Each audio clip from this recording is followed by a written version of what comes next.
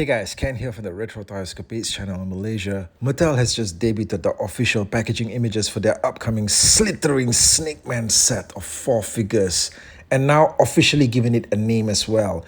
Previously on the pre-order listings at sites like Entertainment Earth, this was just known as something like a generic Snake Man set, but now it has been officially given the title of Diabolical Snake Invasion. Not only is this the first ever MOTU Origins 4-pack, but it's also one of the few times that we get an actual characteristic stated as part of the title.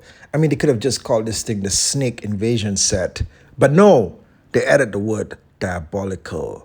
Guys, just a special mention to all followers of the channel that I do have a page on Patreon up now. The link for that is in the description box below. I do hope for your support as it really helps me to keep producing content here on the channel. Patreon supporters also get access to exclusive video content and prioritized replies as well as video requests. I hope to have you guys on board. Thank you for your support. The super extended art piece on the front of the box just sucks you into the entire theme of this set. Snake Armor He-Man standing alone in combat against a whole bunch of these Snake Man assholes. Now in the background, yet another packaging tease of the upcoming Eternia playset. This time with the focus on Wiper Tower. Remember when the Flying Fist He-Man and Terraclaw Skeletor figures first came out in January of 2022 and the card artwork teased Eternia for the very first time? These days, it's like a prerequisite, it seems. You know, you get the figures, you look at the art, and you just ask, where's Eternia? Okay, how come I don't see it? Okay, oh, there it is.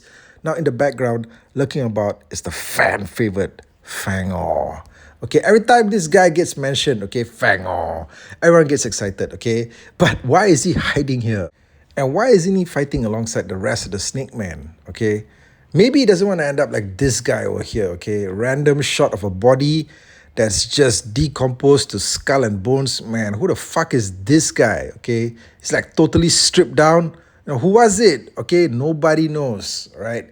The front of the box appears to be a flap that opens up and you get the same visuals inside as the front, but just clearer now, okay, and cleaner without any text or anything like that. You know, okay, it's just a straight up, pure, unadulterated image, right? The 4 figures are all displayed neatly below.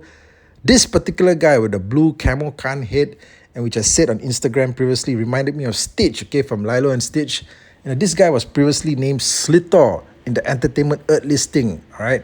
I guess that name was just a placeholder because now he's officially known as Rattlehood, okay, Snake Man squad leader. Yeah, you know, Rattlehood. Okay, which name would have been better though, Slithor or Rattlehood? Maybe they're saving Slithor for some other generic mix and match figure that they got planned later on down the road. Okay, maybe, you know, next month. I don't know. Okay, but we also have these 2 Ratlaw wannabes here. One of them's named Gorgon. It's like a loyal spy to King Hiss. And then there's Naga, evil poison master. They look the same, okay, design-wise, but the color schemes are different, as you can see, and they have different traits. Totally unique and brand new figures. Okay, I guess that's how they're being pitched. But I do wonder though, okay, what's the story here with Rattlehood? This set here could have benefited from the inclusion of a mini comic. It doesn't seem that there's one included with this set, which is weird, okay, because so far it's like all of the other special sets that they've announced, the Mossman one, the 2-pack from the other day that we talked about on the channel, the one with the Skeleton Warriors comes with a mini comic as well. But this one, I think, could have really used a mini comic because then maybe we could have found out a little bit more about Rattlehood here, plus Gorgon and Naga. You know, who doesn't want to know more about these guys? Okay, so anyway, all right, no mini comic. The packaging looks absolutely phenomenal though. On the back, okay, it's not over. On the back, we get treated to another sprawling sequence here, right? Just another long, extended art sequence. He-Man is once again alone in combat against all of these Snake Men, okay? Nobody is there to help him. Well, the Masters of the Universe, okay? And all this time, okay, from the front of the box to the back here, they couldn't have summoned for help. I mean, nobody's coming. All right, on the back here in the background, there's something really cool here, all right? It's like Snake Mountain, but it's been fucking possessed, okay, right? It's like been taken over by, you know, some snake forces, King Hiss, I guess, you know, because the whole front facade of this whole mountain thing, okay, like the whole demon head there, the goblin head is now being like snakified, okay? Right, it's totally different, right? It looks awesome. We don't even have the origin Snake Mountain yet. Okay, not even in hand yet. And now we're already getting a glimpse of some other kind of version of Snake Mountain. This is just too much. Anyway, the description here says He-Man summons all of his power to stop the army of diabolical snakes from sinking their poisonous fangs into Eternia. Yeah, that's about as generic as you can possibly get. But there's definitely a story going on here, okay? Come on, okay? Because in the background here, you see Fangor once again, okay? Once again in the background, but not getting involved in the fight. What's happening here? What's the deal with this guy?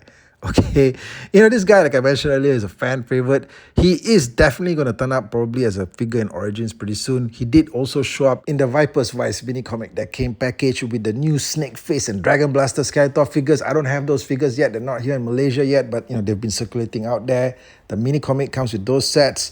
And also, he was a pretty awesome looking figure in MOTU Classics. So definitely, he's going to turn up at some point. But yeah, no idea what is he doing here on the back here of the cardboard, right?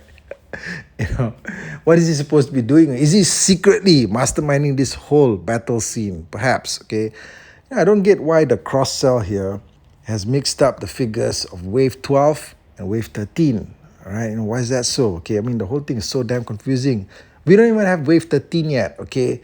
And there's all this talk about stuff being back up at retail. I'm going to do a video on that, by the way. Okay, guys, I was never really that keen on this particular 4-pack because it involves too many reuses of, previous parts, figures, and all that stuff just recolored. I talked about it as well in a previous video too. However, now that I've seen the packaging, I gotta admit, okay, this thing is just pulling me in, okay? It's like the packaging is like the one element that I feel is kind of like, you're watching a pretty mediocre movie, but it's got a bitching soundtrack that just completely elevates it. Okay, this is how I feel sometimes. It's like, some of the figures are pretty mediocre, but the packaging is like this awesome accompanying soundtrack that just adds a whole new level to the entire experience. It's like, without the packaging, these figures would just be pretty mediocre. But with the packaging, it actually becomes something that, perhaps is a must get. In the meantime, drop me a like if you enjoyed the video. Hit me up in the comment section. Let me know what you think of this particular set. Support me on Patreon, and I'll catch you guys again real soon with more content. Thank you, and take care out there.